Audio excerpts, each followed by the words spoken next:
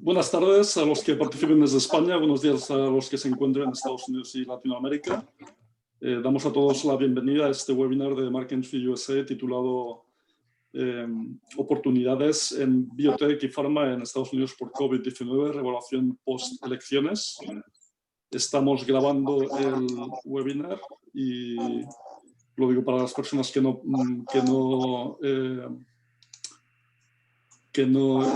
pueden asistir a toda la duración del mismo. En este año 2020 está siendo histórico en muchos sentidos, con una serie de acontecimientos que están alterando o van a alterar de manera significativa muchos sectores de la economía. Obviamente nos referimos a la pandemia y a las recientes elecciones en Estados Unidos. El sector biotecnológico en general y dentro de la industria farmacéutica son los grandes protagonistas de manera directa por ser fuentes de soluciones frente al virus, tanto a nivel de vacuna como de tratamientos para paliar los efectos de la enfermedad.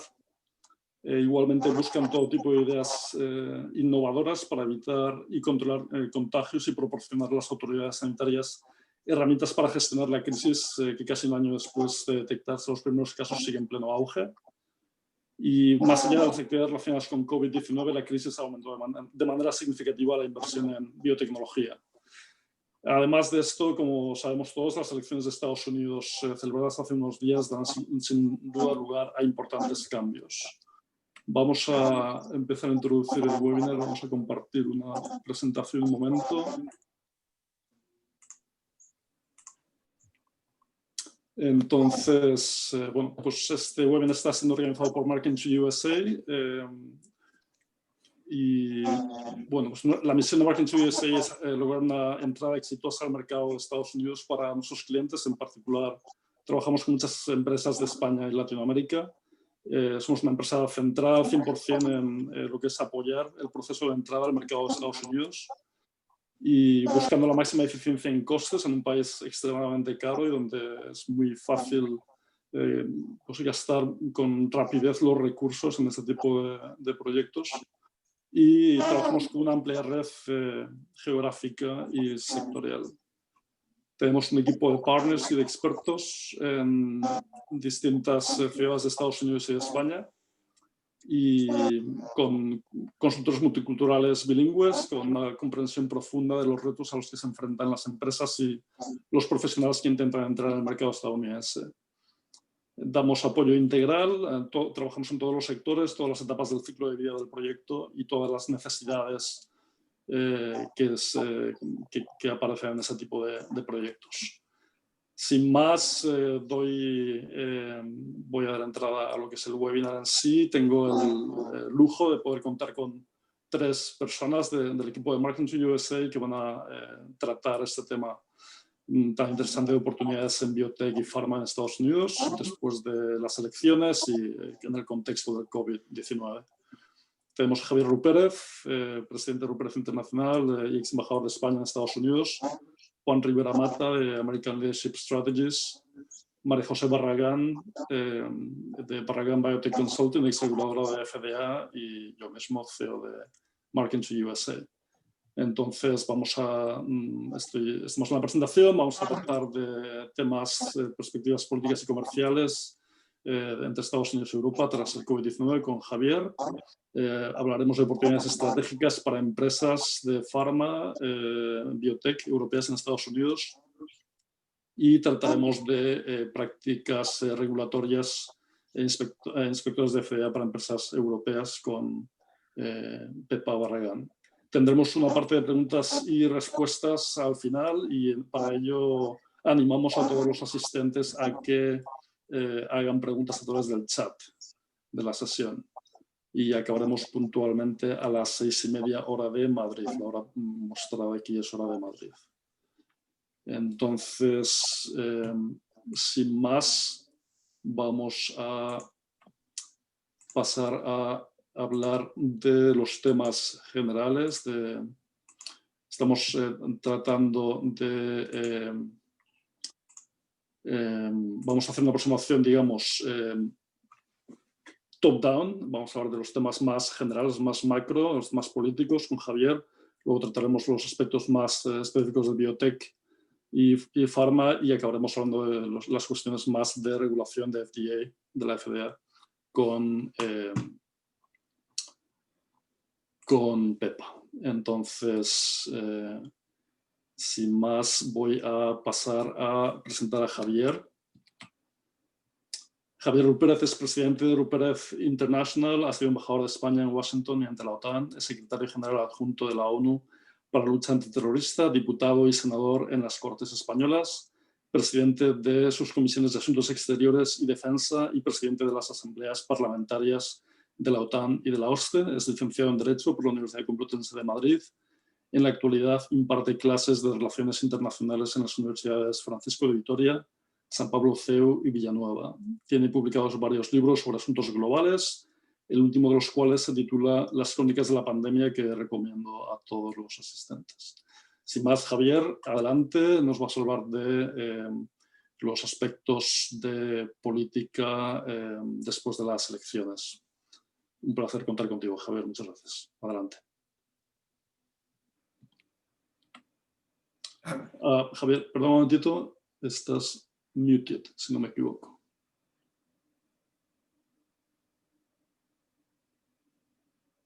Un instante.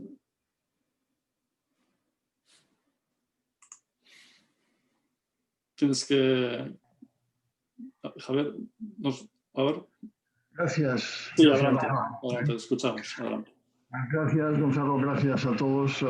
Bienvenidos, buenos días y buenas tardes a todos los que nos están escuchando según el sitio donde se encuentren. No hace falta que les cuente mucho lo que está ocurriendo en los Estados Unidos, porque al fin y al cabo es una cuestión que nos preocupa a todos prácticamente día a día, minuto a minuto. Lo que sí podemos decir en este momento es que Joe Biden es el presidente electo de los Estados Unidos y, consiguientemente, con independencia de todo lo que pueda hacer Trump en los próximos días, que seguramente lo hará, el día 20 de enero tendremos un nuevo presidente en el país y ese será Joe Biden. Con independencia de que podamos también lamentar todo el efecto enormemente negativo que las actitudes de Trump y sus aliados están produciendo en la misma estructura constitucional americana y en su misma reputación. En el fondo, esa reclamación falsa de que ha habido unas elecciones amañadas están produciendo una tremenda duda en una parte significativa del electorado americano que no tiene absolutamente ninguna base en la realidad y que afecta directamente y muy negativamente al funcionamiento de la democracia. Yo quería hacer 2 o 3 consideraciones previas, una sobre lo que ha significado Trump en la vida americana y en la vida internacional, luego ver cuáles han sido las repercusiones de sus acciones en la vida internacional y finalmente abordar algunos de los aspectos básicos de la política comercial americana en los últimos años en relación con el mundo en general y con la Unión Europea y con España en particular. Trump ha presumido durante todo su mandato que ha reducido de una manera drástica los números existentes del Producto Interior Bruto, ha aumentado los números existentes del Producto Interior Bruto y al mismo tiempo ha disminuido drásticamente los números del desempleo. Ambas cosas son relativamente ciertas. El Producto Interior Bruto sigue siendo básicamente el mismo. El desempleo efectivamente ha bajado 5 décimas con respecto a la que ya se conocía con respecto a la administración Obama, pero en el fondo la situación económica sigue siendo básicamente la misma, con alguna pequeña excepción. Lo que ha hecho ha sido, y es suficientemente conocido, bajar de una manera drástica los impuestos a las rentas más altas, pero al mismo tiempo también con una correspondencia negativa en el funcionamiento general de la economía, que es un aumento también muy significativo y en el fondo también muy negativo para el funcionamiento de la economía americana, que es el aumento del gasto y el aumento del déficit. Pero al mismo tiempo, lo que ha producido a lo largo de sus 4 años ha sido una polarización política, social y racial progresiva, lo estamos viendo también en estos días, inmediatamente después de las elecciones, buscando una base cada vez más radicalizada que ha encontrado en la población blanca sin instrucción, en los estados más interiores del país, que lo ha buscado también en las sectas e iglesias protestantes, que lo ha buscado también en algunas causas únicas, como es el tema de las armas, el tema del aborto, el tema de la ley y el orden, pero todo eso con una ruptura consciente y significativa y lamentable del proceso constitucional. Se ha manifestado sistemáticamente en contra de los poderes del Congreso, en contra de las decisiones que toman los jueces, en contra de los pareceres que ofrecía la prensa, la opinión pública, y al mismo tiempo también con un caos enorme en la gestión interior, con una progresiva generalización de los escándalos y desde luego al mismo tiempo también con una progresiva generalización de los abandonos de sus propios fieles. Hoy, por ejemplo, si hacemos un cálculo de los libros que se han escrito sobre Trump, nos encontraremos con que en estos 4 años han aparecido unos 1.500, de los cuales el 99% provienen precisamente de todos aquellos que en un momento determinado creyeron que podían trabajar en pro de los Estados Unidos y que en este momento tienen una visión tremendamente negativa de su gestión. Podemos decir también que al fin y al cabo, en algún sentido, el día que Trump perdió las elecciones fue aquel día en que tuvo que reconocer que estaba contagiado por el virus de la pandemia, ¿no? Pero al mismo tiempo también hay que reconocer que su gestión de la crisis no ha podido ser más negativa, menos contraria a los pareceres de los sectores científicos y al mismo tiempo más olvidada de lo cuales sean las necesidades, digamos, de mantenimiento de una población que progresivamente ha ido perdiendo capacidad de respuesta y al mismo tiempo también ha aumentado de una manera dramática el número de vidas perdidas. De manera que desde ese punto de vista la política doméstica de los Estados Unidos, y lo estamos viendo también en los resultados electorales, porque al fin y al cabo esos resultados demuestran no tanto que se haya votado a favor de un candidato demócrata, sino sobre todo que se ha votado en contra de Trump. Ha sido un plebiscito que claramente la ha perdido. Desde el punto de vista de lo que ha sido la política internacional de Trump, nos encontramos con una dirección absolutamente errática, completamente opuesta a lo que han sido las líneas clásicas y conocidas y previsibles de los comportamientos de los Estados Unidos. Se ha alejado progresivamente de los aliados tradicionales, de los socios de la OTAN, de los socios de la Unión Europea, se ha aproximado progresivamente en diversos momentos y con diversas calificaciones a los dictadores del momento, a los rusos o a los chinos o a los coreanos del norte.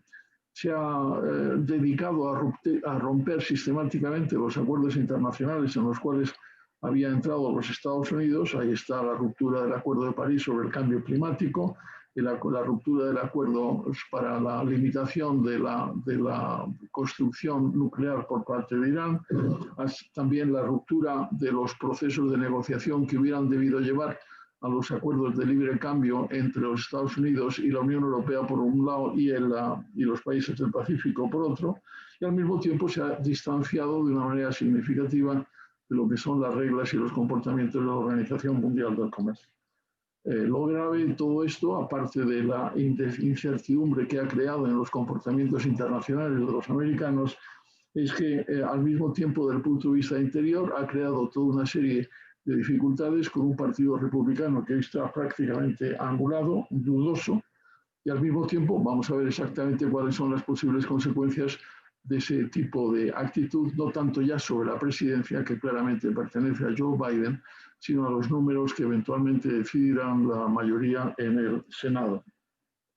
De manera que para culminar, todo esto ha llevado a los errores finales sobre la campaña del COVID y la elección de la magistrada del Tribunal Supremo. Al mismo tiempo nos podemos acercar levemente lo que significa Biden, lo que puede significar Biden para el presente y el futuro de la vida política americana, por lo menos en el curso de los próximos 4 años. Biden es un tipo previsible, lleva 43 años en la vida política, ha sido vicepresidente con Obama, ha sido 2 veces candidato a la presidencia, 2 veces candidato perdedor a la presidencia, tiene una imagen básicamente centrista, algunos dirán que pertenece más bien a la centro izquierda, pero ese es básicamente su centro, es católico, lo cual también define un poco el perfil del personaje, es el segundo presidente católico que el país tendría en los últimos, prácticamente a lo largo de su historia, después de de Kennedy tiene un origen pequeño burgués, de una conducta razonable, en una edad, efectivamente, como diría alguno de los ministros del gobierno español, en tiempo de descuento, aparece de vez en cuando frágil,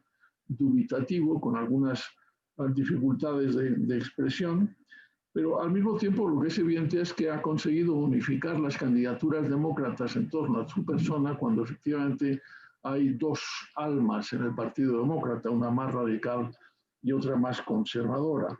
Y yo personalmente opino que ha sabido escoger adecuadamente como candidata a la vicepresidencia a Kamala Harris, que es una conocida profesional, que al mismo tiempo es mujer, la primera vez que una mujer, y no únicamente mujer, sino además de color, ocuparía la vicepresidencia de los Estados Unidos.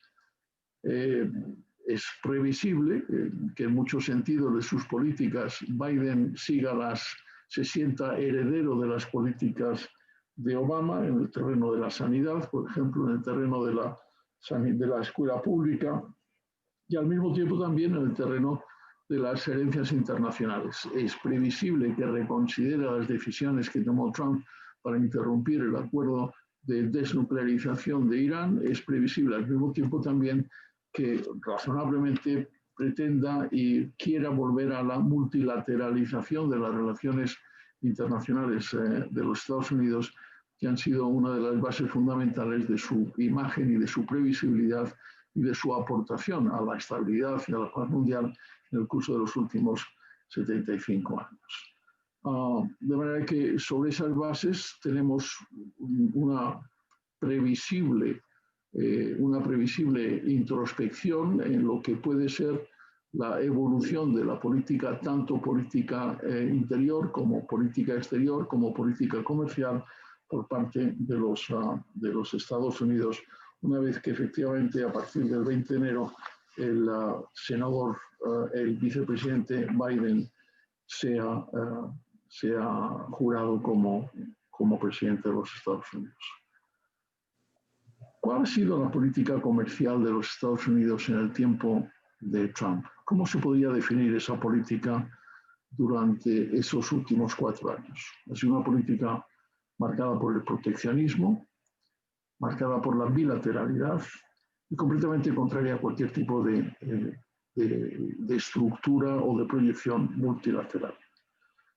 Respondía a un propósito enormemente declarado, que era el asalto a todos aquellos sectores económicos que hacían daño, según él, a los Estados Unidos por mantener bajos aranceles con respecto a sus productos en la relación comercial, y al mismo tiempo también, y como consecuencia, lo primero que ha practicado, que ha querido practicar, es una retorsión proteccionista también basada en el establecimiento de aranceles para impedir que aquellos supuestos enemigos pudieran entrar en el comercio americano. Actualmente hay casos de especie que tienen su tratamiento especial. Está el tema de Boeing, está el tema de Airbus.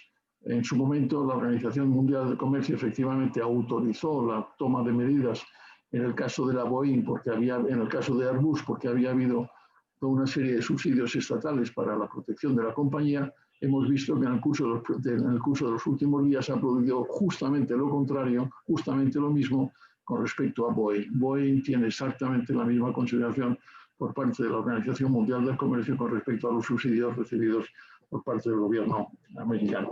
Y había también un sector importante, pero al mismo tiempo muy identificado por temas de seguridad nacional, que eran los temas correspondientes al acero y al aluminio.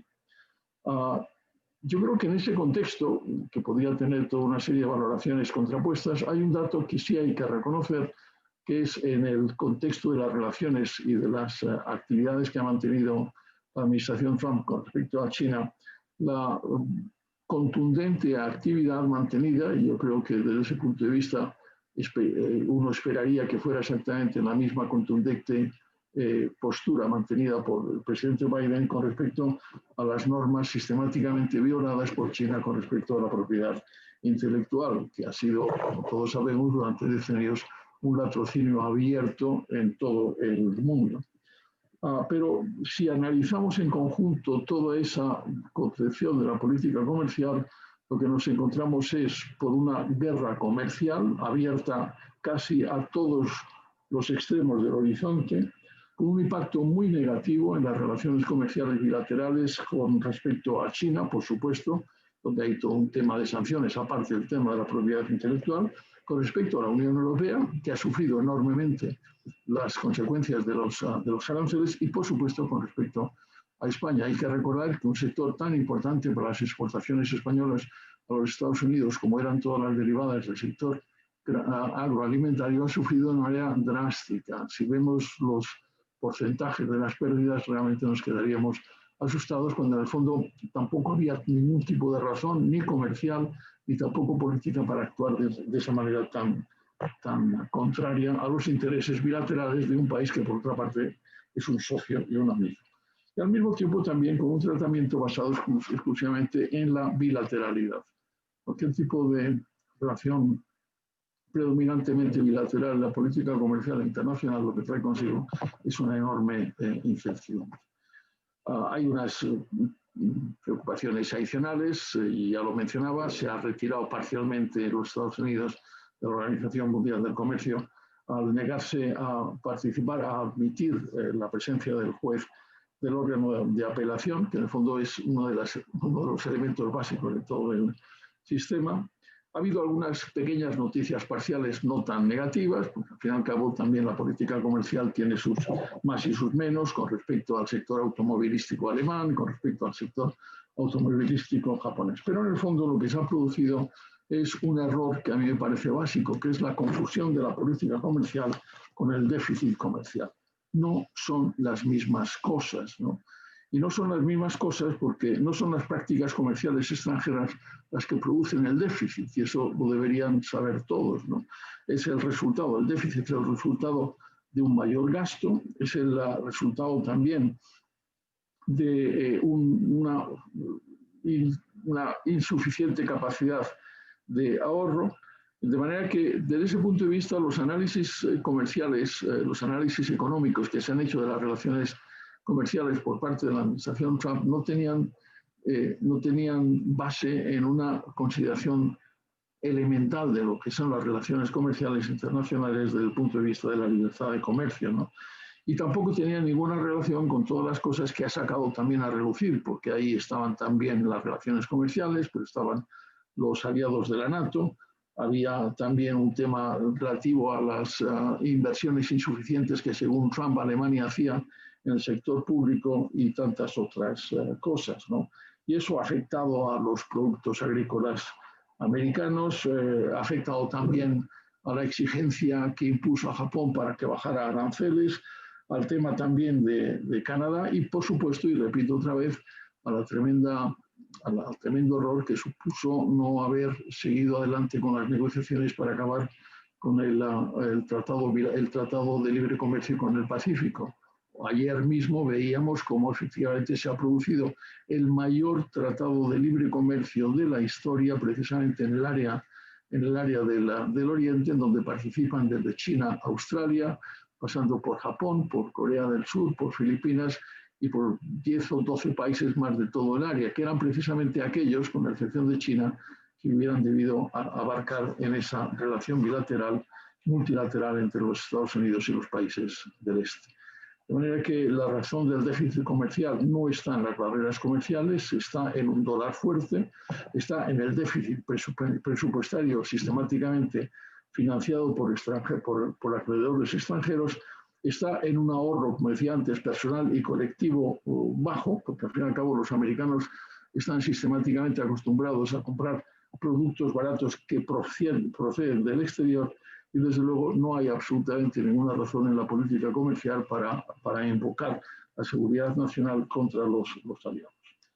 Las barreras comerciales en general cambian el sentido del comercio, pero no suelen alterar su magnitud global. Y las fórmulas para quitar los déficits comerciales son sistemáticamente y tradicionalmente muy claras. Hay que consumir menos y ahorrar más. Hay que elevar el IVA al consumo y no proceder a las reducciones fiscales. Hay que bajar el tipo de cambio para proceder a una mayor exportación y hay que imponer también, hay que proceder a la imposición de impuestos sobre las entradas de capital para la regulación de los préstamos. Pero curiosamente y de una manera contradictoria, si nos fijamos en las recomendaciones que hacía una fundación conocida de la derecha americana como es la Heritage en el año 18, ya en pleno tiempo Trump, para lo que era la política comercial, le decía, primero, hay que evitar la imposición de aranceles en respuesta a cualquier tipo de presión de los lobbies, porque efectivamente han sido los lobbies los que han impuesto, los lobbies de determinados sectores económicos, los que han impuesto esa imposición de aranceles a los productos que a ellos les afectaban. Segundo, hay que también tener en cuenta y considerar las consecuencias que para otros sectores puede tener la imposición de esos mismos aranceles. Y recordaba perfectamente lo que había pasado en el tiempo de Bush hijo, cuando se impusieron aranceles para importaciones de acero y en ese momento se produjeron una enorme cantidad de elevación de desempleo en el sector americano. Tercero, un respeto a todas las obligaciones multilaterales contraídas por los Estados Unidos en acuerdos internacionales, cosa que sistemáticamente ha olvidado. En cuarto lugar, la utilización de la política comercial no debe ser utilizada, no debe ser instrumental para castigar a otros países, cosa que también se ha hecho. ¿Cuál es mi idea, mi pronóstico y al mismo tiempo mi deseo con respecto al futuro de la política comercial y de la política en general, de la política de los Estados Unidos con respecto al mundo exterior y fundamentalmente con respecto a la Unión Europea, una vez que Biden sea presidente? Yo creo que Biden tenderá a volver a la multilateralidad de sus aproximaciones. Yo creo que al mismo tiempo también tendrá en cuenta lo que ha sido sus alianzas tradicionales, tanto con respecto a la Unión Europea como con respecto a la NATO. Yo creo que llevará un cierto tiempo también la reconsideración de todas las medidas comerciales adoptadas. Vamos a ver exactamente qué pasa con el tema de los aranceles. Hemos visto también que desde ese punto de vista la Unión Europea no se achanta y está en este momento actuando exactamente en las mismas líneas. Y desde luego espero también que desde el punto de vista tanto de la política interior como de la política exterior, los Estados Unidos vuelvan a encarnar el sistema, el propósito, la ideología del multilateralismo liberal, por llamarlo de alguna manera, que en el fondo ha sido uno de los elementos fundamentales de la estabilidad y de la paz en el mundo durante los últimos 75 años, desde la Segunda Guerra Mundial. Esas son las ideas básicas que quería transmitirles en esta ocasión. Muchas gracias de nuevo, Gonzalo, muchas gracias por su atención. Muchas gracias, Javier. Es un auténtico lujo poder contar con tus análisis y con tus impresiones. Y bueno, pues seguiremos hablando después. Animo a todos los asistentes a que a través del chat puedan hacer las preguntas que deseen a Javier y al resto de los ponentes. Y bueno, pues vamos a pasar a presentar la siguiente intervención. Nos va a hablar Juan Rivera del tema de oportunidades estratégicas para empresas farma, biotech europeas en Estados Unidos.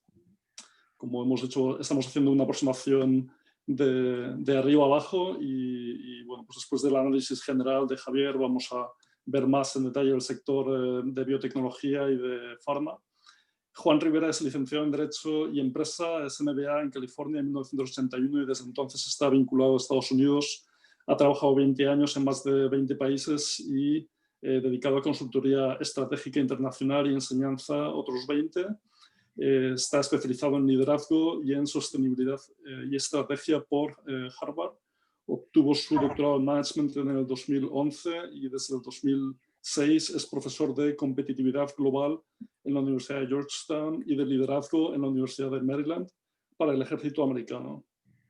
Es miembro del consejo de Safe Pharmaceuticals, dedicado a blockchain y stocks, y tiene doble nacionalidad, americana y española, viviendo entre Washington DC y Sevilla. Y sin más, Juan, te doy la palabra.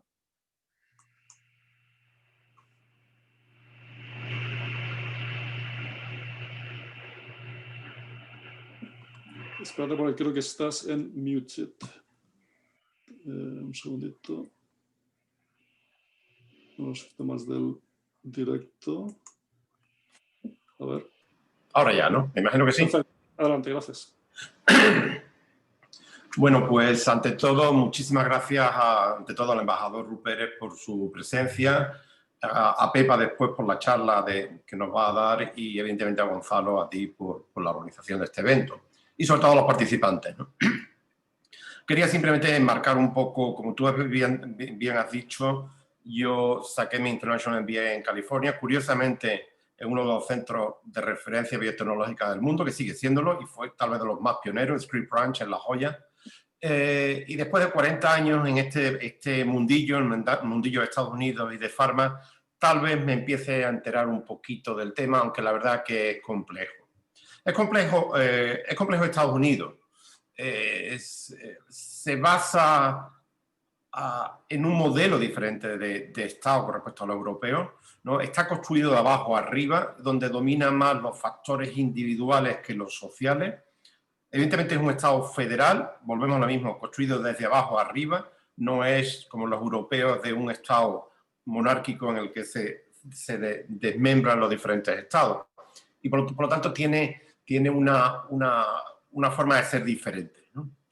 Un ejemplo, mi casa en Washington en realidad está en Roslyn, que está a 10 minutos andando de Georgetown, pero es el estado de Virginia. El estado de Virginia es el sur político.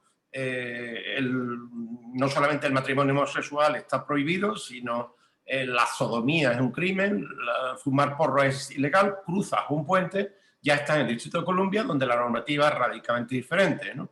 Es un estado federal muy marcado por el norte y el sur. Si Estados Unidos es complejo, el sistema sanitario es tremendamente complejo. Yo de los múltiples sistemas sanitarios que me he encontrado, tal vez solamente el turco se le asemeje en grado de complejidad, evidentemente no en grado de tamaño.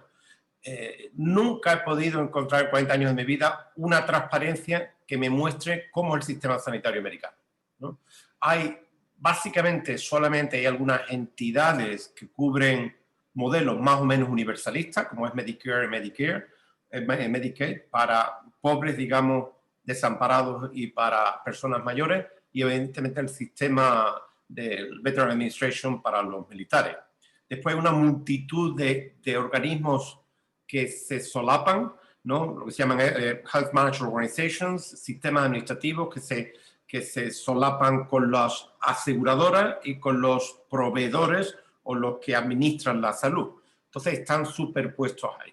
La realidad es que el gasto sanitario en Estados Unidos, básicamente pre-COVID, estamos hablando ya de roza el 20%, lo cual los parámetros económicos hacen que sea bastante difícil su mantenimiento.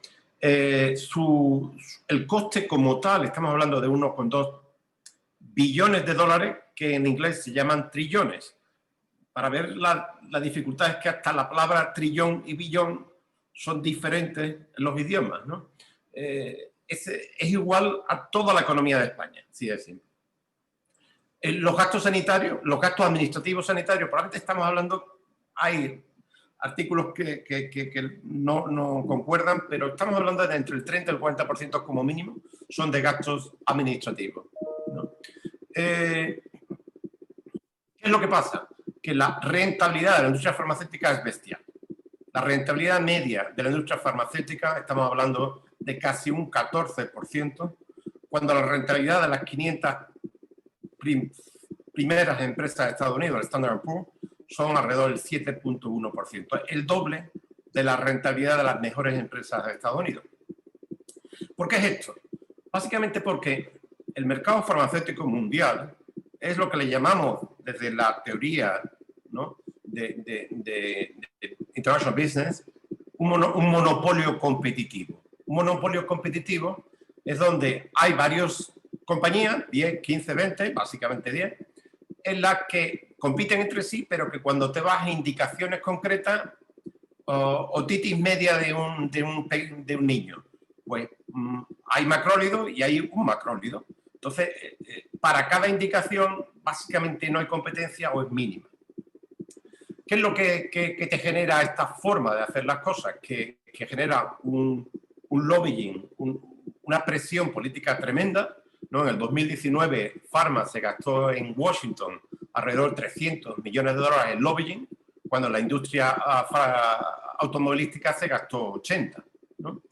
Y la imposibilidad de control de precios, ¿no? El tema de control de precios es un tema, hasta Trump lo dijo del primer día y se fue o se irá sin hacerlo, porque es tremendamente complejo el tema del control de precios. Es más, se ve como si fuese un ataque a la libertad de Estados Unidos, porque es como se vende por la industria, ¿no? Y ha sido muy reciente, evidentemente, incluso la campaña de Trump en Florida, que le ha costado a Biden en Florida, es que vienen los comunistas que nos van a quitar la capacidad de nosotros actuar por nuestra cuenta, forzando precios del mercado internacional. Básicamente, oye, que si tú compras como Estado, que lo pudiese negociar, ¿no? A nivel global, ¿qué significa? Que Estados Unidos representa el 4% de la población mundial, el 45% básicamente del mercado farmacéutico en venta, pero alrededor entre el 85 y el 90% del beneficio mundial de la industria farmacéutica, lo cual evidentemente es un paradigma ahí, ¿no? Evidentemente es a costa de que hay grandes poblaciones, 40, 50, 35 millones de habitantes en Estados Unidos, que habitualmente no tienen cobertura sanitaria, que más o menos se han ido cubriendo por Obamacare, pero incluso con Obamacare todavía estamos hablando de más de 20 millones de personas sin cobertura y con unos costes sanitarios bestiales. Un caso como ejemplo, Biden está escrito, siendo vicepresidente de Estados Unidos, su hijo se pone con un cáncer de cerebro y literalmente le dice a Obama que no tiene dinero para pagar el tratamiento de su hijo, ¿no? Porque su hijo no tenía también cobertura porque había estado en transferencia entre los dos bufetes. Y Obama le ofrece pagarlo, pero que el nuevo presidente de Estados Unidos, antiguo vicepresidente de Estados Unidos, no tenga dinero para poder cubrir un cáncer de cerebro de su hijo es una incongruencia total. Biotech, cuando yo empecé con el tema en Pharma, eran pequeñas, minúsculas empresas, ¿no? Que tenían una nueva forma de hacer las cosas, ¿no? Con productos de origen biológico, de origen humano, y que era totalmente diferente a la farma tradicional de síntesis química, ¿no? Que venían de los grandes conglomerados químicos. La realidad es que el día de hoy son empresas ya Amgen, Gilead y demás que están entre los top 10, son empresas tremendas y la realidad es que ya los productos biológicos suponen el 50-50, ¿no? El 50% de las nuevas moléculas que se lanzan al mercado. En otros segmentos, hombre, lo que está claro que hay y va a haber aún más un gran crecimiento de nuevos sectores paralelos, ¿no? La telemedicina, ¿no? Evidentemente las terapias individualizadas de biotech, ciberseguridad, que es un tema que estamos muy perdidos en Europa y especialmente en España, es donde hay un gran trabajo en Estados Unidos. ¿Y qué podemos? Y genéricos, que la verdad, el genérico era la gran amenaza de Pharma, que lo reconvirtió en una oportunidad, en tanto en cuanto en vez de eliminar tu producto, lo que hace es comprar la empresa, la absorben y ya directamente un segmento de la empresa va a ser tu competencia, es tu propia empresa. Entonces, se ha eliminado la competencia en ese aspecto. ¿Qué podemos esperar tras Trump? Pues, entre comillas, más de lo mismo. No va a haber un cambio del Senado, parece. Parece que también el Tribunal Supremo no va a atacar, o no ha atacado, y parece que tampoco lo hará de forma tajante Obamacare. Por lo tanto, parece que será un mayor aumento del gasto, ¿no? Y ningún recorte en precios ni demás. Tal vez, probablemente, empezar el proceso de negociación de precios en Medicare y Medicaid. Tal vez empezar a negociar la posible importación de productos desde Canadá. Lo que está claro, evidentemente, porque ya es un tema de seguridad nacional, es que va a haber un proceso de reshoring, de nearshoring, de volver la fabricación a Estados Unidos o cerca de Estados Unidos, ¿no? Y la construcción o el build-up o el aumento de lo que se llama el Strategic National Stockpile, ¿no? Los stocks de seguridad de productos sanitarios y evidentemente ciberseguridad, ¿no? Uno de los temas que yo tengo ahí pendiente, que no le estoy dando seguimiento, evidentemente la vacuna de Pfizer. Uno de los temas, al margen de temas técnicos que a mí me interesa, es si se va a saltar los canales tradicionales de distribución y si Pfizer va a montar sus propios canales, ya que eso es, a nivel de industria, históricamente supone una gran revolución, ya que te facilita que múltiples productos después te vayas a comer entre un 25 y un 50% del margen, te lo comas como industria. ¿Qué puedo, ahí a nivel ya más a nivel de recomendación para posibles empresas biotecnológicas o sanitarias en sentido amplio españolas o europeas para acceder a Estados Unidos? Se lo recomiendo al 100%, si es el gran mercado, pero tienes que hacerlo y hacerlo bien, ¿no? Hay que saber lo que desconoces, hay que ir con humildad, pero también con seguridad. Somos, con perdón, asquerosamente buenos los europeos a nivel técnico. La vacuna famosa de Pfizer no es de Pfizer, es una empresa de Frankfurt creada por dos turcos. Es un producto europeo, lo que pasa es que se lanza al mundo mundial a través de Pfizer, con la maquinaria, digamos, de marketing de Pfizer, ¿no? Hay que buscar aliados para entrar en Estados Unidos. No hay masa crítica, ¿no? de España. Incluso la mayor biotecnológica española al final se tuvo que aliar con Johnson & Johnson para entrar en Estados Unidos, ¿no? Esta nueva empresa de Frankfurt ya está en los 25 billones de dólares y se tiene que aliar con Pfizer para entrar en Estados Unidos. Hay que sentar la base allí, hay que estar allí. Esto no se arregla viajando, esto no es un tema de idiomas, ¿no? Hay que jugar al precio, al mismo juego. ¿Qué significa? Es alto precio, alto descuento, alto gasto, alta inversión, alto beneficio, que es Estados Unidos y aún mucho más es el mercado de farma. Cuidado, multitud de fallos que he visto en biotech españolas y en muchas otras, ¿no? El recortar el tema legal, ¿no? Vamos a Delaware porque en Delaware no se pagan impuestos. En Delaware se pagan impuestos, ¿no? Los abogados españoles no saben del mercado, de regulaciones y legislación americana, porque es un modelo radicalmente diferente. Hay que invertir en legal, porque si no te cogen, y he visto contratos de distribución y demás que dicen, te vas a coger los dedos. Miami, todo el mundo entra en Miami y al final, a los 2 o 3 años, se van de Miami. ¿Por qué? Porque no es su mercado natural, ¿no? Miami es muy acogedora para los españoles por múltiples motivos, pero al final no es su mercado natural. Y está relativamente alejado del resto del mercado, cuando hay grandes clusters de pharma y biotech, Cambridge, Massachusetts, con 250 empresas biotecnológicas y con una cantidad de fondos de dinero inconmensurable. Nueva York, aunque el hub de pharma de Nueva York se está yendo por el tremendo coste. El hub de San Francisco, Los Ángeles con Amgen y evidentemente San Francisco, San Diego con Script Ranch, siempre teniendo ahí un hub biotech, ¿no? Curva de aprendizaje, yo siempre lo digo, curva de aprendizaje, es acelerar la entrada y el conocimiento a un mercado, ¿no? Y muchas veces en biotech como en comunicaciones, en IT, domina muchas veces lo que es desarrollo ejecutivo, le llamamos orientación funcional limitada. Muchos CEOs son tremendamente técnicos, catedráticos en bioquímica, pero cuando te metes en temas comerciales, estratégicos, legales, jurídicos y de negociación, se pierden. Cuando de verdad piensan que domina el factor técnico cuando eso no lo es.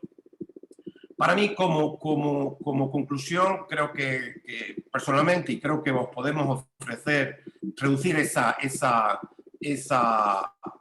curva de aprendizaje, acelerar la entrada. Si tienes algo bueno, ve a venderlo a Estados Unidos porque te lo van a demandar, ¿no? Estados Unidos te necesita conocimiento, hay pleno empleo de personal cualificado, y necesita nuevas moléculas, nuevas aplicaciones, nuevas patentes y tiene mucho dinero para dar, ¿no? Eso sí, a cambio tienes que ir en serio y hacer los deberes, ¿no? Y un tema también, el último tema, que para mí sigue siendo la clave de todo, the rule of law, ¿no? El imperio de la ley, ¿no? Que se dice. Hay una clara respeto a la ley, las reglas del juego están claras, hay muy bajo nivel impositivo, digámoslo, y por lo tanto es un mercado facilitador de la inversión, de nuevas ideas y demás. Y al final, como decía lo de Sinatra, ¿no? If I'll make it there, I will make it anywhere. Si triunfas en Estados Unidos, el resto es fácil. Entonces, sigue a Sinatra y if you make it there, you make it anywhere. Así que esa es mi recomendación. ¿Okay? Muchas gracias, Juan. Muy interesante todo lo que cuentas y bueno, pues como hemos comentado antes, tendremos ocasión de hacer preguntas y respuestas y sigo animando a los asistentes a que a través del chat envíen las preguntas para poder abordarlas al final de la sesión. Entonces, sin más, vamos a pasar a Pepa y vamos a hacerle mute. Y entonces, como hemos dicho antes, ahora estamos pasando a un enfoque mucho más específico y bueno, pues Pepa nos va a hablar de nuevas prácticas regulatorias e inspectoras de FDA para empresas europeas. María José López Barragán, a quien llamamos todos Pepa, ha sido reguladora de calidad farmacéutica en la Food and Drug Administration, la FDA, hasta hace solo unos meses, cuando decidió crear su propia compañía de consultoría, Barragán Bioconsulting. Durante sus 5 años de servicio en la FDA, Pepa ha contribuido a la aprobación de 15 nuevos fármacos biotecnológicos para su comercialización en Estados Unidos y ha liderado numerosas inspecciones de plantas de producción de fármacos en 3 continentes. Pepa cuenta con 15 años de experiencia en el sector de descubrimiento, desarrollo y regulación de fármacos, habiendo trabajado también como científica principal en empresas farmacéuticas como GlaxoSmithKline. Pepa es doctora en bioquímica y biología molecular por la Universidad Complutense de Madrid y es autora de 20 publicaciones científicas y una patente biotecnológica. Y sin más, Pepa, es un placer contar contigo. Adelante, tienes la palabra. Muchísimas gracias, Gonzalo. Dime, por favor, si se me escucha bien, porque había problemas de sonido antes. Te escuchamos perfectamente. Gracias. Estupendo, muchísimas gracias. Bueno, muchísimas gracias a ti, Gonzalo, por organizar el webinar y a al resto de los ponentes y, por supuesto, a todos los que nos acompañan hoy. El tema de la regulación en Europa versus Estados Unidos, por supuesto, es muy complejo, pero me gustaría empezar enfatizando un poco en cuáles son las diferencias, comenzando desde un approach un poco histórico entre Estados Unidos y Europa, ¿no? Las bases legales que condujeron a la creación de lo que hoy entendemos como Food and Drug Administration se establecieron en 1906, hace ya más de 100 años con The Pure Food and Drug Act. Esa fue la primera ley de protección de consumidores en la historia de la humanidad.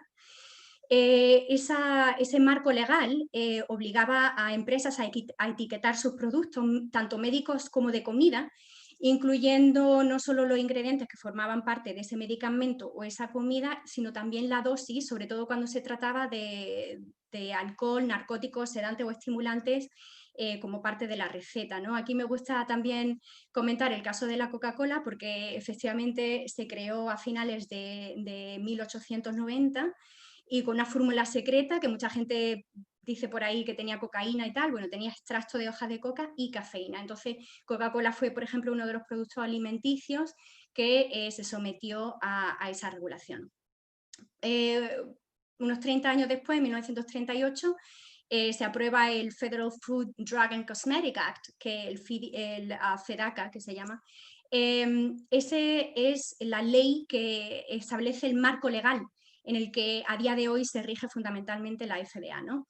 Ahí es ya cuando se entra a formar también, a regular productos cosméticos, que es de crucial importancia porque, bueno, esa ley, por supuesto, no apareció de la nada, apareció en respuesta a diferentes problemas que provocaron pues, ceguera e incluso muerte de algunas personas al utilizar cosméticos. Lashlior, si lo queréis mirar, fue uno de los principales detonantes de expandir esa ley a productos cosméticos. En contraposición, en Europa, en ese momento no había ningún país europeo que contara con ningún marco legal robusto para la regulación de medicamentos. De hecho, ese fue uno de los principales motivos por los cuales a finales de los años 50, a principios de los 60, se entró en la famosa crisis de la talidomida, que para nuestros oyentes más jóvenes, la talidomida era un sedativo que inicialmente se comercializó en Alemania del Este a finales de los 50 y solo 4 años después ya estaba comercializado en 46 países y bueno, pues lo utilizaban mucho mujeres embarazadas. Como para contrarrestar un poco los efectos negativos del embarazo, náuseas y tal, y provocó pues unos 10.000 casos de bebés nacidos con focomelia, que es carencia de extremidades, brazos o piernas. Esto no ocurrió en Estados Unidos porque ya existía un marco legal que prevenía la comercialización de fármacos que no tuvieran unos datos de toxicología y estudios preclínicos. Entonces, ahí, en respuesta a la tragedia de la talidomida, poco después, en 1963, el Reino Unido es el primer país que establece un comité de regulación para fármacos en Europa, ¿vale? Y finalmente, en 1900, así potencialmente, o sea, cronológicamente otros países en la Unión Europea crean sus propios comités de regulación de fármacos y finalmente en 1993 se crea la EMA. Quería también comentar pues, que la FDA actualmente no solo se encarga de medicamentos, comida y cosméticos, también se encarga de la regulación de tabaco, de equipos médicos, y esto de equipos médicos es muy general, bueno, y muy extenso, muy broad. También software de diagnóstico genético, ahora hay muchas empresas que están realizando diagnóstico genético. Esto también está regulado, el software itself, por la FDA y productos veterinarios. En general, la FDA regula actualmente el 25% de la economía de Estados Unidos. La FDA es gigantesca, hay casi 15.000 empleados, no obstante tengo que decir que posiblemente en respuesta a uno de los objetivos de la administración Trump de reducir el tamaño de todas las agencias gubernamentales, en general del gobierno en Estados Unidos, se ha decrecido en 2.500 empleados prácticamente, ya que teníamos 17.500 en FDA en el 2018. La sede principal está en White Oak, en Maryland, pero también en respuesta a la globalización que existe ahora en términos de medicamentos y de todos los productos regulados de la FDA también ha abierto oficinas en Asia, en Europa, la tenemos en Bélgica, en América Latina, incluyendo Chile, Costa Rica, México. EMA, en contraposición, tiene menos de 1.000 empleados, están todos centralizados en Ámsterdam, antes estaban en Londres, después del Brexit tuvieron que salir de Londres para asegurarse que se quedaban en la Unión Europea. Y en mi opinión, la EMA, bueno, y en la opinión de la mayoría de la gente que conozco, es una agencia pues, más dinámica, más abierta a la innovación y que está más abierta a nuevas tecnologías y nuevas metodologías analíticas. Eso se nota también en las estrategias comerciales que establecen muchas empresas farmacéuticas, que estoy llegando a conocer. De hecho, al salirme de la FDA he tenido la oportunidad no solo de centrarme tanto en los temas técnicos en los que me centraba regulatorio en la FDA, sino en temas más estratégicos de comercio.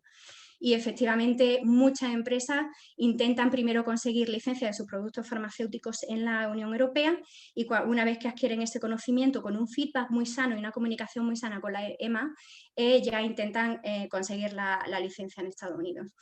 La EMA también me ha comentado que bueno, parece ser más predecible en los requerimientos técnicos en los timelines que la FDA. Quería también comentar que la FDA está estructurada en 8 centros diferentes. Cada centro tiene una responsabilidad diferente, incluso se rige por legislación ligeramente diferente dependiendo del tipo de productos de los que se encargan, ¿no? Yo he trabajado por 5 años en el Center for Drug Evaluation and Research, que solo se dedica a la regulación de medicamentos, y solo por comparar un poco, aunque las comparaciones son odiosas, mencionar que en el 2020, que estamos ya casi a final de año, o sea que no se van a aprobar muchos más medicamentos, hasta final de año ya hay 42 medicamentos aprobados por CDER, incluido Remdesivir, el famoso Remdesivir, que es un antiviral para COVID, el primero aprobado para COVID. Y en contraposición, a pesar de que la EMA es mucho más pequeña y mucho más nueva y tal, ya ha aprobado 66 nuevos fármacos en lo que llamamos de año. Perdón, en 2019. Pasé por el mismo camino en el 2020. También quería highlight una cosa muy importante, y es el desarrollo de biosimilares. La EMA históricamente, a pesar de ser más pequeña, más nueva y tal, ha sido una pionera en la aprobación de biosimilares. Para aquellos que no están familiarizados con este término, mencionar que es el equivalente biológico a los medicamentos genéricos. Sin embargo, mencionar que los productos biológicos son muchísimo más complejos y, por tanto, mucho más difíciles de manufacturar.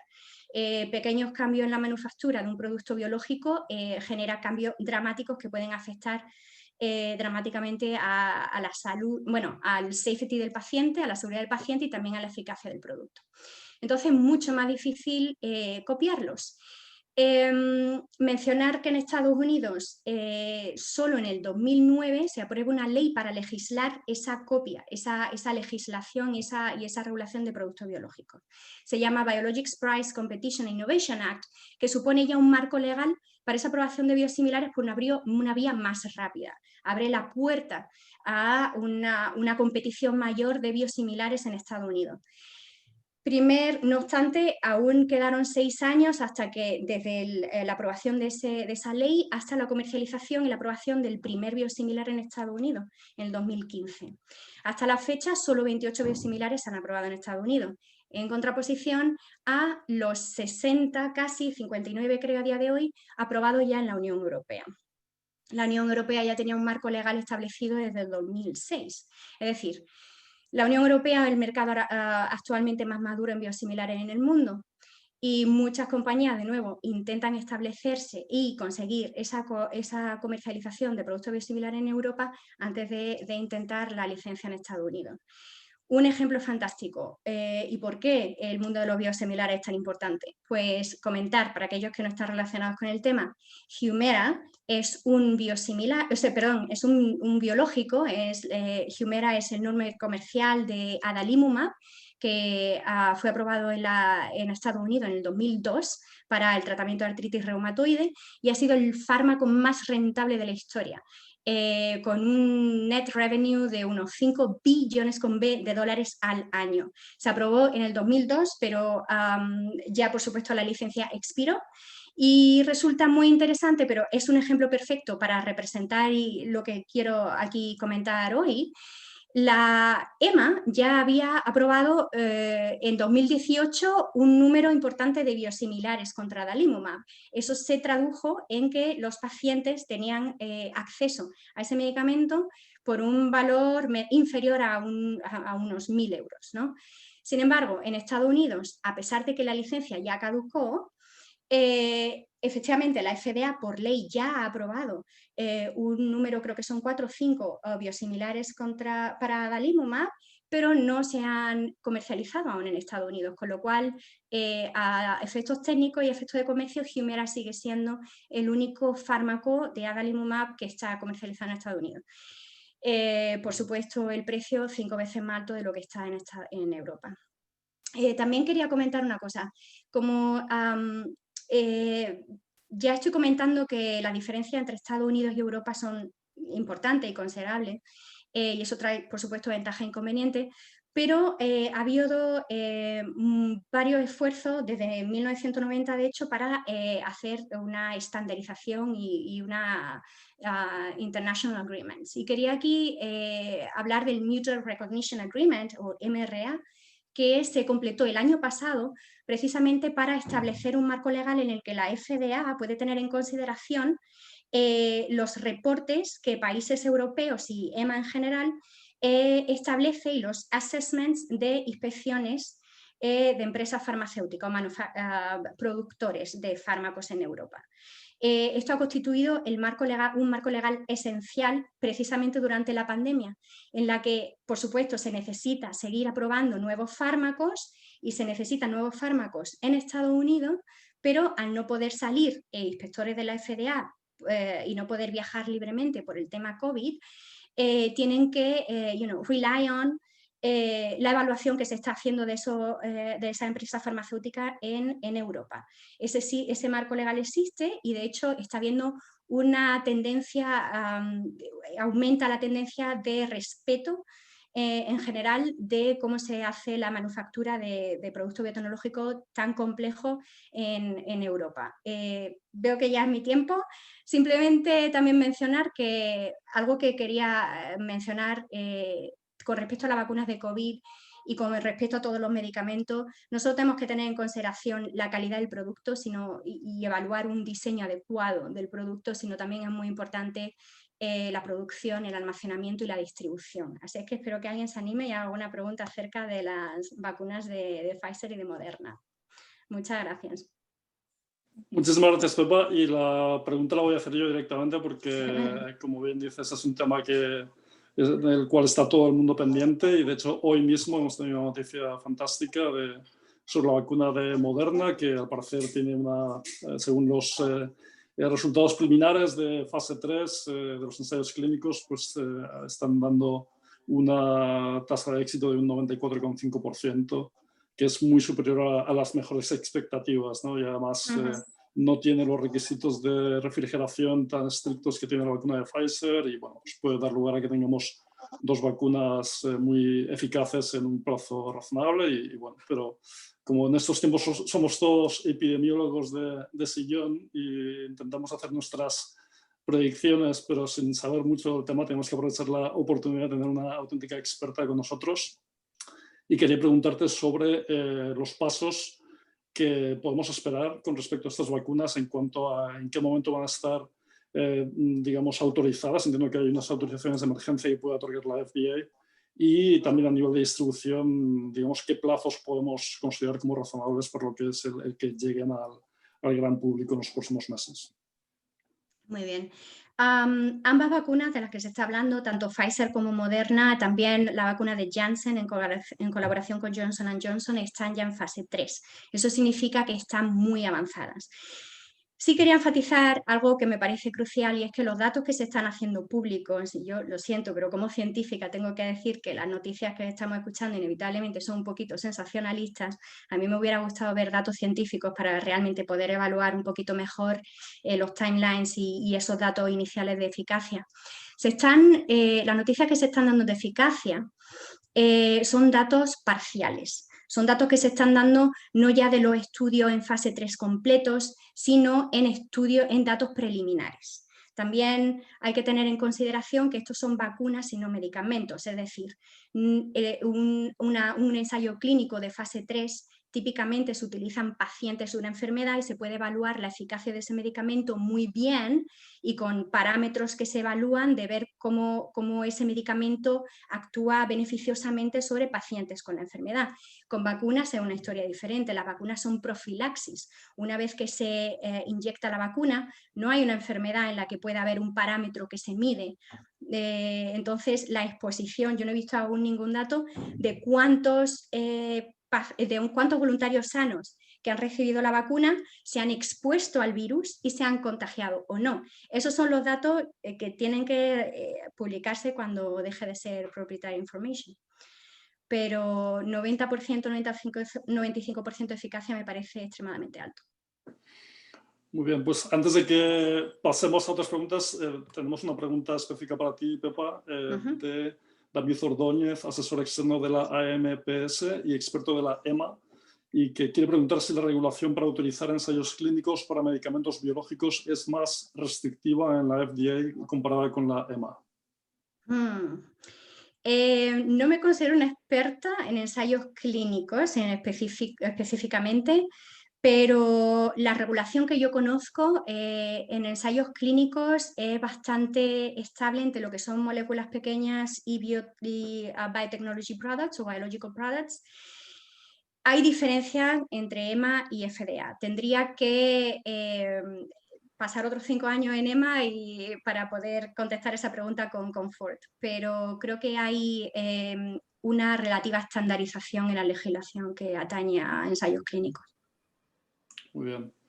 Pues voy a dar entrada a Javier y a Juan en un poco el debate y creo que sea esta parte un poquito más interactiva y de nuevo animo a los asistentes a que envíen sus preguntas a través del chat, pero mientras van llegando voy a ir haciendo yo algunas. Javier, nos has hablado de todo lo que representa el cambio de presidente, pero también el hecho de que podría quedar todavía un control del Partido Republicano en el Senado. Hay 2 puestos de senador que están todavía abiertos. De hecho, va a haber una segunda vuelta en las elecciones para esos puestos en el estado de Georgia, y que será a principios de enero. Entonces, bueno, pues quería preguntarte sobre, en el caso de que esos 2 estados cayeran del lado republicano, ¿mantendría el Partido Republicano el control del Senado, lo cual a priori podría ser un obstáculo para la aprobación de grandes reformas por parte del Partido Demócrata impulsadas por Biden?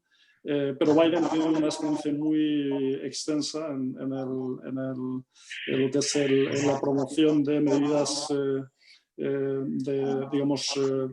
por consenso, de su etapa con Obama. De hecho, durante 6 de los 8 años de Obama no tenía el Partido Demócrata el control de Congreso y Senado, y a pesar de ello pues, pudieron hacer algunas reformas importantes. Entonces, quería preguntarte sobre este tema, hasta qué punto crees que es crucial esto para el Partido Demócrata y qué podríamos esperar en cuanto a reformas impulsadas por Biden si mantuviera el Partido Republicano el control del Senado, como parece más probable.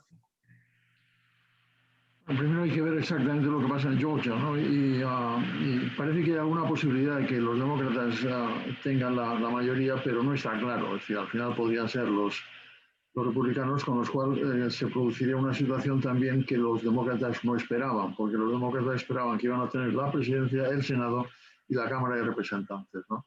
Resulta que han perdido un cierto número de puestos en la Cámara de Representantes, tienen la mayoría, pero menos que antes, y no está claro lo que pasa con el Senado. Efectivamente, eso crea siempre para la presidencia una dificultad, porque el Senado es la Cámara, digamos, central desde el punto de vista de la instrumentación, de la argumentación legal, ¿no? Pero por otra parte, lo que hay que recordar es que el presidente, como el propio Trump ha demostrado, tiene una capacidad ejecutiva muy importante, ¿no? Que en muchos casos no necesita pasar por las cámaras para tomar decisiones ejecutivas que se aplican a sectores concretos, por ejemplo, de la seguridad o, por ejemplo, también del comercio, ¿no? O sea que, desde ese punto de vista, efectivamente, la vuelta, por ejemplo, a la Organización Mundial de Comercio sería complicada porque al final tendría que ratificar a las cámaras, pero una iniciativa inicial no sería imposible, ¿no? Y hay que recordar también que estamos contemplando una situación realmente paradójica, ¿no? Porque tradicionalmente los republicanos han sido librecambistas y los demócratas han sido proteccionistas. Y ahora estamos justamente al revés.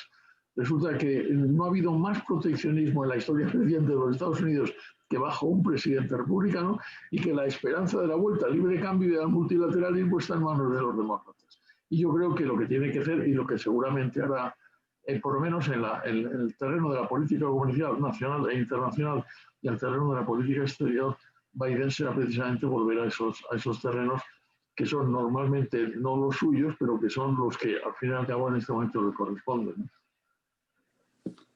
Muchas gracias, Javier. Juan, quería preguntarte en referencia a los temas de biotecnología. Obviamente, bueno, hemos asistido a una situación insólita por todo el impacto de la pandemia, que ha dado lugar a una inversión sin precedentes en todo lo relacionado con buscar soluciones, buscar vacunas. En Estados Unidos ha habido el Operation Warp Speed, impulsado por el gobierno federal, que ha dado lugar bueno, no solamente la financiación de vacunas, sino también la producción a riesgo, es decir, esperando incluso en caso de que no funcionaran, pues asumiendo el coste de vacunas que se han producido antes de tener resultados de fase 3, etc.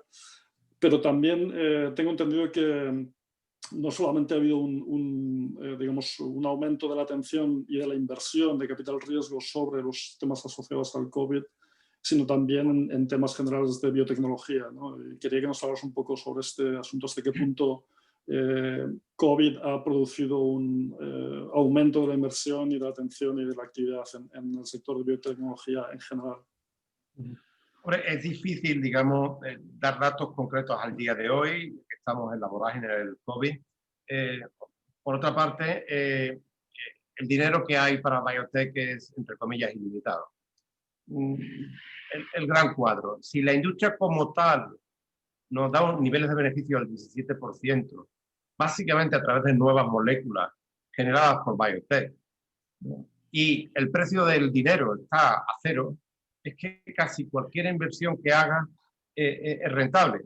Sobre todo porque no solamente como análisis puro financiero, sino porque habitualmente si este tipo de empresas están sacando un 17, un 20%, un Pfizer, un Abbott, un Roche, la que sea, están sacando altos niveles de rentabilidad, lo que les interesa, y es lo que siempre han hecho, es comprar, comprar, comprar. Yo me acuerdo hace 20 años, básicamente antes que se sacara Humira, el año anterior, un amigo mío que era el encargado de compras de M&A, ¿no? de una empresa farmacéutica a la que yo estaba trabajando, me daban 2.000 millones al año. Cómprame cosas por 2.000 millones. Cómprame cosas, ¿no? Porque sabes que Humira, decía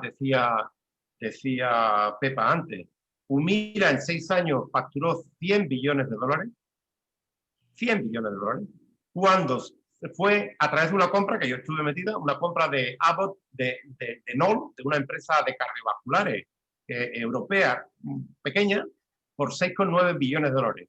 Compras una empresa entera por 6,9 billones de dólares y genera solamente 6 años 100 billones básicamente de beneficio. Porque vaya, lo que te ha costado han sido 6,9. Ya con los 6,9 no solamente has comprado la empresa entera, has comprado todos los productos y todas las patentes. Y con eso sacas 100 billones de beneficios.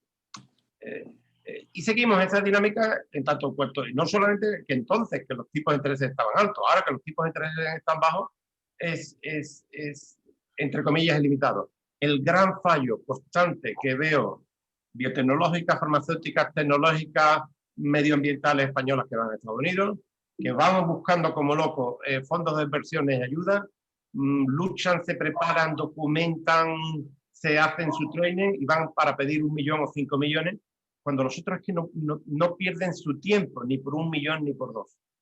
Si no le pides como 20 millones, es que ni te atienden, porque están buscando, oye, saben que las cosas cuestan mucho dinero en Estados Unidos y por supuesto están dispuestos a pagarlas porque merecen la pena, y creo que los europeos tenemos mucho valor añadido ahí que dar.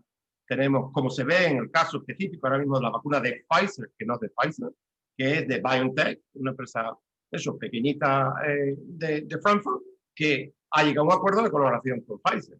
La marca es Pfizer, pero quien lo ha desarrollado, lo ha descubierto y lo ha sintetizado y lo ha creado es una empresa europea. Entonces ahí tenemos que ir más seguros, apostando fuerte significa pedir, dar y conseguir, porque creo que tenemos mucho valor añadido los europeos. Y dinero hay puertas en Estados Unidos, eso claramente. Muchas gracias, Juan. Y Pepa y Javier, no dudéis en añadir vuestros comentarios a cualquier pregunta, aunque se la dirijo a la persona que entiendo que es más experta en el tema. Creo que lo interesante es que pueda haber un debate, pueda haber distintas perspectivas. Pepa, quería preguntarte, ante las disrupciones creadas por la pandemia, hemos comentado antes, Juan ha hablado del reshoring, el hecho de que además en Estados Unidos hay un alto porcentaje de los medicamentos que son producidos fuera de Estados Unidos y muchos en Asia y en China en concreto, lo cual pues obviamente ha creado preocupaciones en esta situación y se han generado tensiones en las cadenas de suministro globales.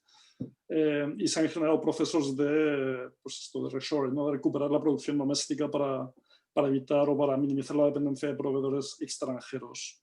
Entonces esto, bueno, pues es especialmente relevante para muchos medicamentos y la pregunta es hasta qué punto podría abrir oportunidades para empresas extranjeras que fueran capaces de crear centros de producción en Estados Unidos, ¿no? Juan también ha aludido a la escasez de talento, el hecho de que hay pleno empleo, de que hay poca disponibilidad de nuevos recursos y el hecho de que una empresa pudiera de alguna forma utilizar esta situación para generar oportunidades de negocio, pues puede ser interesante. ¿Cómo lo ves, Pepa? Estás en mute. Ahora. Ok, gracias. No hay problema. Definitivamente creo que es una oportunidad excepcional para intentar entrar en el mercado americano a nivel de materias primas de medicamentos y lo que se llama APIs, Active Pharmaceutical Ingredients. Las cosas estaban muy tensas cuando estaba durante la administración Trump y bueno, yo no soy una experta en política ni en comercio, pero era fácil ver que, como decíamos en Estados Unidos, muchos de mis amigos comentábamos US is made in China, porque entraba tanto comercio de China y de Asia en Estados Unidos que era una cosa espectacular, y también a nivel de ingredientes para farmacéuticos, ¿no? Para productos farmacéuticos, de India también, India y China. Lo que proveen, bajo coste. ¿Alta calidad? Honestamente, no. Entonces, depende un poco también de cómo se navegue la política en los próximos meses, los próximos años. Efectivamente, la pandemia ha provocado también mucha tensión y mucha discomfort con respecto a importación concretamente con el tema de fármacos que se administran por vía parenteral, con el tema de si COVID podría estar incluido dentro de esos materiales. A veces algunos materiales se introducen dentro de lo que son cultivos celulares, podría haber probabilidad de que un virus se pudiese replicar. He estado involucrada en un montón de discusiones acerca de este tema, y por supuesto si se generan iniciativas de negocio interesantes, las que empresas europeas puedan ser generar o entrar en ese comercio, ser una buena competición respecto a los productos que estaban proporcionando China e India, definitivamente sería una oportunidad de negocio impresionante. Con fármacos también. El hecho de que, como comentaba Juan, de que haya una empresa que tiene la licencia de un medicamento no significa que esa empresa haya creado la molécula o que incluso esté produciendo la molécula.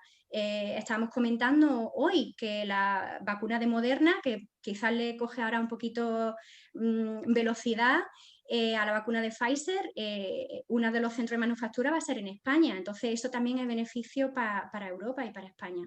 Entonces lo que tenemos es que la calidad existe y hay mucho respeto, en mi opinión, en Estados Unidos de la calidad de los productos europeos.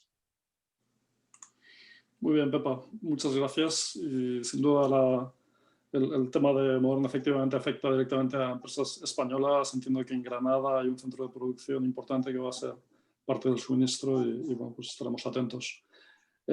Javier, una pregunta que es habitual y que es un tema que ha preocupado continuamente a la comunidad internacional en Estados Unidos, es el asunto de las prohibiciones de viajes y las paralizaciones de muchos tipos de visados. Unos temas independientes, pero que están de alguna forma acoplados en cuanto a que a muchas empresas españolas y latinoamericanas y de otros países que están intentando lanzar proyectos de internacionalización en Estados Unidos, pues tienen ahora mismo dificultades por el hecho de que hay una buena parte de los visados están paralizados por una consideración esencialmente de proteger los puestos de trabajo estadounidenses, y por otro lado desde marzo hay una prohibición de viajes con Schengen y con otras regiones que afectan la posibilidad de viajar a Estados Unidos y que no ha sido modificada en ningún momento a pesar de que la pandemia ha evolucionado por fases en las cuales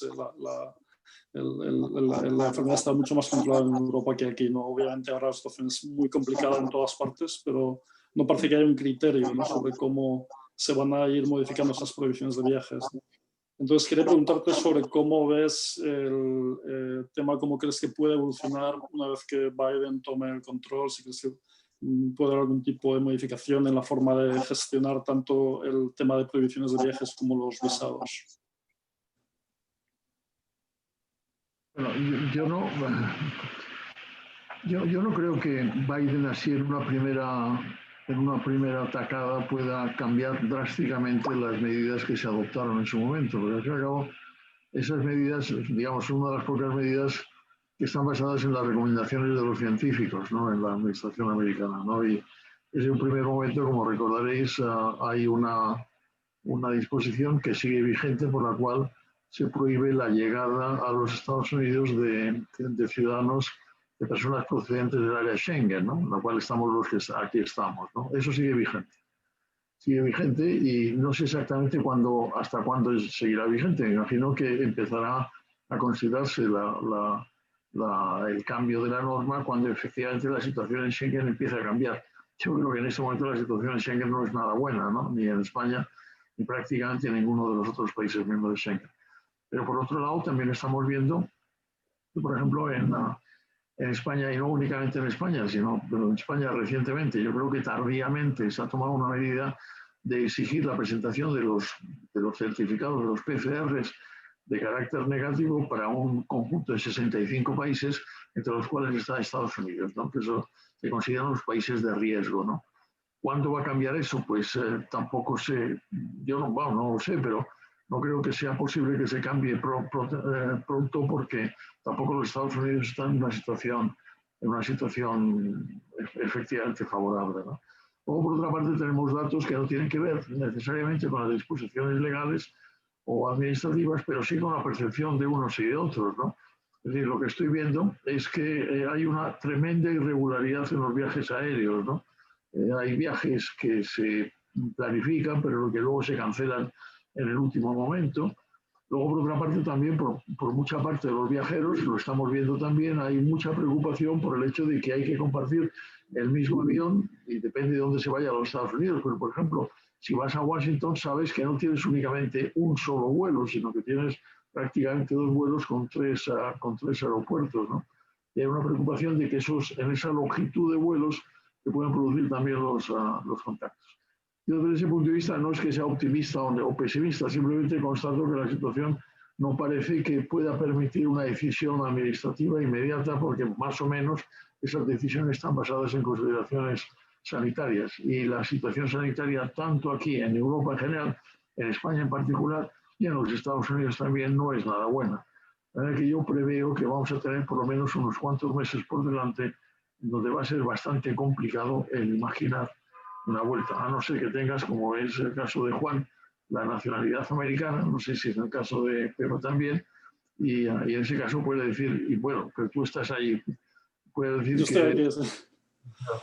Bueno, también mi mujer y mi hija tienen la ciudadanía americana, ¿no? Y podrían viajar, pero hay que recordar que si tú, por ejemplo, Gonzalo, vienes en ese momento aquí a España, tendrás que encontrar el vuelo correspondiente, pero tendrás que haberte provisto 72 horas antes de volar con un certificado que garantice que tú tienes un PCR negativo, ¿no? De manera que no te lo dices al respecto. Pero yo creo que esa situación, tal como están las cosas, no parece que vaya a cambiar dentro de pocos meses, ¿no? Muy bien, muchas gracias, Javier. Tenemos una pregunta que la voy a poner para todos vosotros, es muy abierta y un poco al final amplio, de Juan Serrano, que nos habla de que cada cierto tiempo nos encontramos con alguna epidemia que puede llegar a ser una pandemia. Hemos tenido plagas como el SARS, el swine flu, el ébola en el 2014, la última. Y quiero preguntarnos, Juan, sobre qué ha ido tan mal para que esta calamidad del COVID haya llegado al nivel que tenemos ahora, ¿no? Que es una cuestión de fallos humanos, de responsabilidades, en fin, ¿qué podemos aprender de todo esto, ¿no? Y así me gustaría tener vuestras opiniones. Si la pregunta va para mí, yo lo que Es diría... para los tres. Pero vamos, empieza tú, Juan, si quieres. Yo lo primero que diría es primero humildad. Vaya, vaya, yo estuve, porque estaba trabajando mucho en Roche, de consultor, cuando se salió el tema del SARS, ¿no? Y Tamiflu, con el lanzamiento de Tamiflu. Y mira, la posibilidad que la epidemia del SARS hubiese sido como esta es el 95%. Un grado de mínima mutación de un virus significa que una pandemia es muy limitada o tremendamente amplia. También una reflexión política al margen de Estados Unidos. Hay que explicar, la gente son educadas, están preparadas y hablamos en regímenes democráticos. Hay que explicar bien las cosas y hay que decir la verdad. Si no dices la verdad y lo explicas, la gente al final no te cree lo que dices. Si te pasas 3 meses diciendo que no hay que utilizar mascarilla, después no digas que la gente no utiliza mascarilla, porque lo has dicho 3 meses. Si dices que acabas de resolver los problemas del mundo mundial porque acabas de lanzar una vacuna con datos de 96 pacientes, no me digas después, dentro de 6 meses, que, bueno, no funcionaba tanto, pero esta nueva sí, y que se vacune todo el mundo, porque no se va a querer vacunar a la gente. Hay que ser coherente en la transmisión de los mensajes, hay que decir la verdad, porque si no dices la verdad, no consigues éxito. Creo que hay que ser humilde, ¿no? Hay que reconocer la complejidad. Dicho eso, y lo hablamos antes esta mañana, Pepa, creo que era, oye, una reflexión big picture, que se saque una vacuna con todas las limitaciones que quiere sacar, en 8 meses desde que se descubre un nuevo virus, en la historia de la humanidad es increíble, increíble, increíble, ¿no? Eso da muchas esperanzas. Que todavía hay muchos intereses creados, que hay por temas financieros y demás, pero que la comunidad internacional, investigadora de farma, financiera y política, consiga que en 8 o 9 meses se saca un fármaco para un nuevo virus, es increíble, increíble, increíble. Yo estuve trabajando 10 años en temas víricos, en HIV, en hepatitis C y demás, y vaya, es inconmensurable lo que hemos hecho como comunidad internacional, pero mira que la pandemia es la pandemia y que son virus, ¿vale? Que son virus. El virus se puede replicar de una manera. El virus del HIV estaba en la comunidad de primates durante muchos años hasta que se muta y entra a la comunidad humana. Pues mira, pueden pasar otros 100 años hasta que no entrase, o de buena primera entra. Hay que ser humilde, hay que ser humilde. No sé. ¿Pepa? Muchas gracias, Juan. Pepa, ¿quería decir algo? Te he puesto un mute porque es que se acoplaba un poquito el sonido. Ahora ya puedes hablar ahora, sí. Lo siento.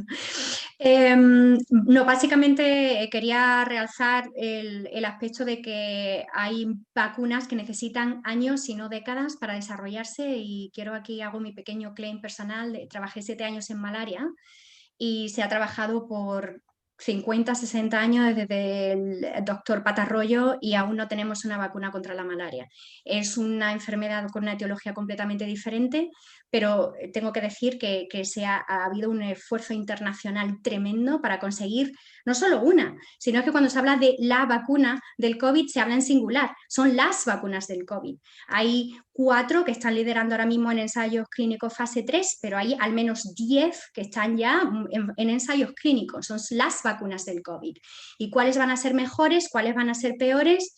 Y aquí yo voy a lanzar una pregunta en los 3 minutos que quedan. La vacuna de Pfizer es una vacuna que requiere, como ya sabéis, un storage de 80 grados bajo cero. Es un requerimiento esencial y crucial, no solo para la eficacia y mantener la eficacia de la vacuna, sino también para asegurar la salud de los pacientes y la seguridad de los pacientes. Porque a veces proteínas, cuando se rompe la cadena, esto es una vacuna de RNA, pero yo no sé, y nadie sabe realmente qué puede ocurrir cuando se rompe la vacuna, o sea, se rompe la cadena del frío, se inyecta a un paciente.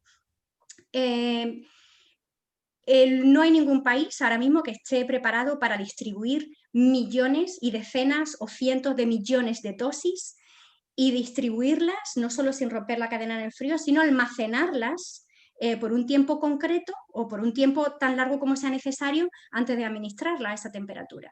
Solo hay un país que yo sepa que está desarrollando un despliegue de medios impresionante, que es Estados Unidos, incluyendo el ejército, para hacer la distribución de esas vacunas, y están desarrollando software también para analizar no solo toda esa distribución, sino la demanda que existe en diferentes puntos donde se va a administrar la vacuna.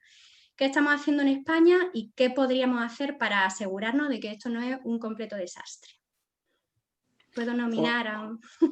Yo me gustaría acabar el webinar con una reflexión de Javier sobre este tema y a nivel de bueno, pues qué crees que pueden aprender los gobiernos a nivel de gestión de emergencias sanitarias, qué podemos hacer para prevenir situaciones parecidas en el futuro. Tenemos un par de minutos y con eso acabaremos el webinar. Bueno, yo quiero referirme al momento antes de las vacunas, ¿no? Cuando se sabe o se empieza a saber que existe un problema tremendo de una pandemia, que es una situación absolutamente desconocida en los últimos decenios, prácticamente en los últimos 100 años, que consiguientemente nadie sabe exactamente cómo enfrentarse a ello. Yo creo que esa es la primera consideración y también la primera, digamos, la primera conmiseración. Es normal que no se sepa qué es lo que hacer. Lo que sí es cierto es que desgraciadamente a partir de ese momento ha habido gentes que lo han hecho mejor y gentes que lo han hecho peor, y me refiero a entidades administrativas y a entidades políticas.